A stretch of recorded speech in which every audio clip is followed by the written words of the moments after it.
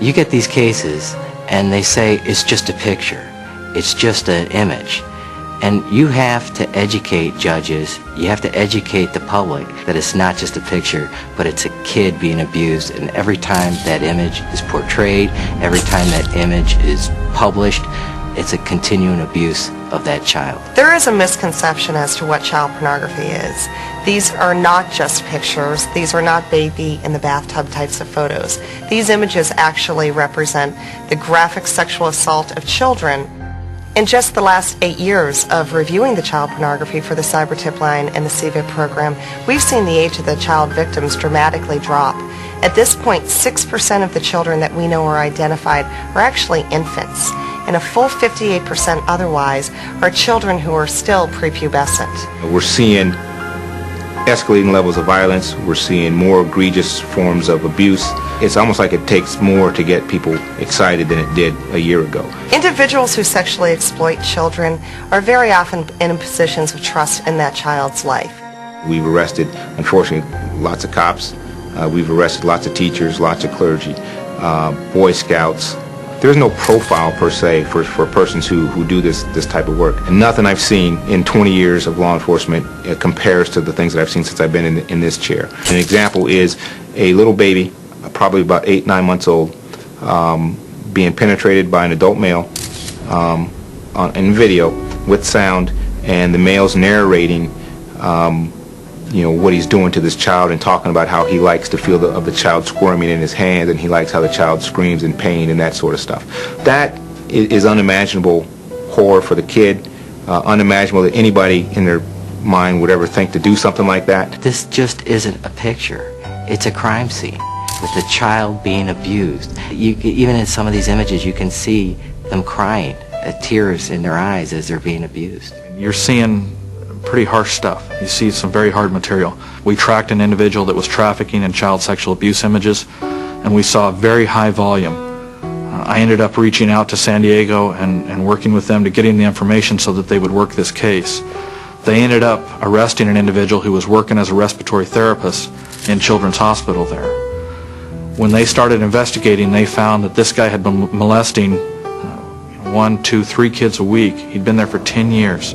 He was molesting kids that were coming out of surgery, that were there for hospice care, children that couldn't ask for help. And there were a lot of kids involved. When they asked him about it, he was looking out the window at the weather, and it was snowing where he was. They asked him how many kids he had molested, and he said, "How many snowflakes are there?" The ICAC task forces are a group of state and local law enforcement agencies that are brought together, supervised and funded by DOJ, Office of Justice programs, to do investigations of child exploitation on the internet. The ICAC Data Network is a series of servers located in Wyoming that are accessible to investigators throughout the United States. One of the big advantages that comes from being able to do this is we can actually make it possible for investigators to not have to look at these videos over and over and over again. The images that we see that depict 2-year-olds being violently raped are not only are they destructive to everyone involved, but they can tear down these officers that are working these investigations. There are about 37 innocent images task forces across the country.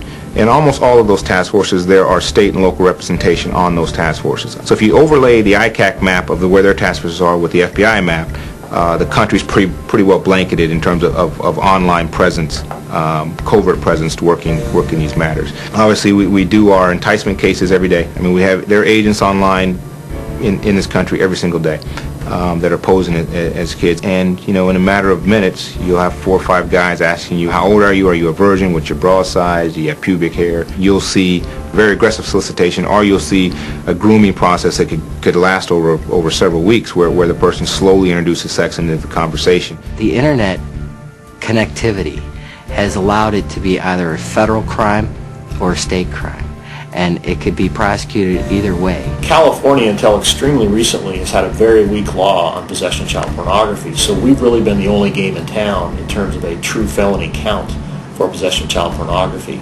So our ability to get a felony conviction, obtain really very real legitimate sentences, and get these guys off the streets for extended periods of time is going to do nothing except make our community safer. It's critical to work closely with our U.S. Attorney's Office.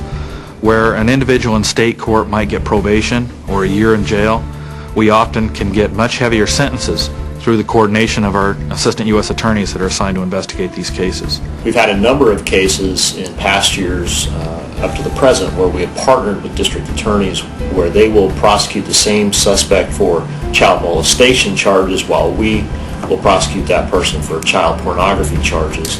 We use that as a heavy hammer when we have cases in the state system.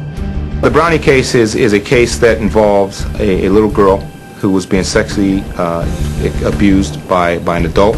This particular case probably has the worst images I've ever seen. The pictures were seen in late November of 2003 in Denmark. The officer in Denmark put it on a network that was run by Interpol, sent it to the Canadians, the Canadian Toronto police. The Toronto police had done some training with us prior to that. They got the picture, they looked at it, they saw the Brownie uniform that appeared to them to be an American uniform. They contacted agents here. The perpetrator had obliterated the Brownie, the troop number on the uniform. The agent and the officers from Toronto were able to locate that number and put it to a location in North Carolina. The agents in North Carolina went out and identified the victim, identified the perpetrator, and ended up arresting the perpetrator who was actually the father of this young girl. Some of the pictures that we saw, the girl was in a dog kennel, naked, locked in a dog kennel, crying. The girl was naked with a butcher knife across her chest. There were carvings on her chest. This says "Kill me, slut," that kind of stuff.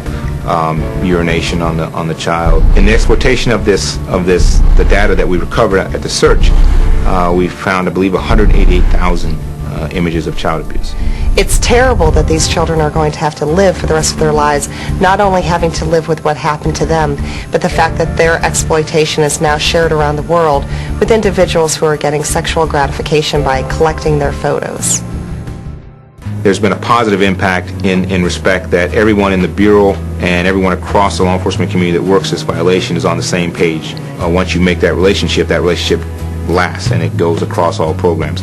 Everybody has a tool that they can bring towards this fight against child sexual exploitation, whether it be the U.S. Attorney's Office or the ICAC Task Force or the Innocent Images program within your community, the local law enforcement agencies, as well as entities such as the National Center for Missing and Exploited Children. Whatever the turf battles might be, whatever the conflicts might be between interagencies, when we're talking about this issue, all that stuff falls away.